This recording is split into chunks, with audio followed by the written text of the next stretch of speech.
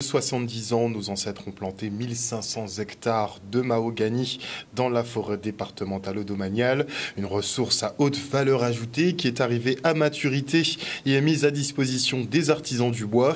Une délégation s'est d'ailleurs rendue dans la forêt de Petit-Bourg pour un repérage en compagnie des élus comme le maire de la ville. Regardez. Nous sommes sous les hauteurs de Montebello, sur la trace de Victor Hugues, dans une forêt publique sur le territoire de Petit-Bourg. Nous sommes dans une zone dont les bois, des bois bien précis, bien choisis par l'ONF, ont été mis à vente et pour l'exploitation d'un de nos compatriotes.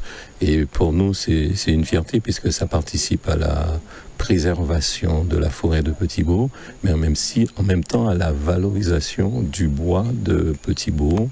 Donc ici, il s'agira de fournir du bois ultérieurement à des artisans qui eux-mêmes réaliseront de belles œuvres. Donc c'est un plaisir de découvrir cette exploitation. Le métier de forestier est vraiment unique en Guadeloupe, parce qu'il faut savoir que on ne vient pas avec une machine à battre ce qu'on veut et puis on repart. Pas du tout, c'est pas comme ça. Vous avez bien vu les exigences de l'ONF. On doit préserver l'environnement, on doit préserver l'habitat, on doit préserver le sol et on doit aussi préserver les oiseaux qui habitent dans des souches mortes ou des souches inhabitées. Alors en fait, quand nous faisons tout type de travaux, de la menuiserie, de l'ébénisterie, de l'agencement, alors il faut savoir que pour l'instant, on n'a pas encore tiré de bénéfices parce que nous sommes au lancement du projet. Mais il faut savoir que j'ai tout espoir que c'est quelque chose qui sera rentable. Parce que on a déjà fait certains essais avec du bois qu'on a déjà coupé précédemment, qui a eu le temps de sécher et qu'on a eu le temps de produire. Pour l'instant, c'est viable. Relancer cette filière bois parce qu'aujourd'hui, c'est une filière sur laquelle on a un manque de certain nombre de maillons.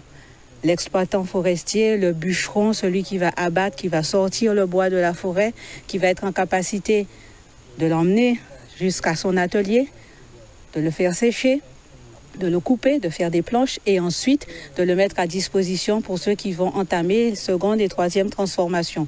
Donc depuis le bois brut de la forêt jusqu'à nos chaises, nos fenêtres ou voire nos objets artisanaux. Donc c'est toute cette filière que nous essayons effectivement de tester avec cette exploitation de Choisy qui reste avant tout une zone expérimentale, accessible, sur laquelle on va vérifier, on va tester un cahier des charges précis pour qu'on trouve à chaque fois l'équilibre entre la valorisation du bois, de cette ressource bois, et la préservation de cet écosystème forestier qui est de très grande qualité, mais très fragile.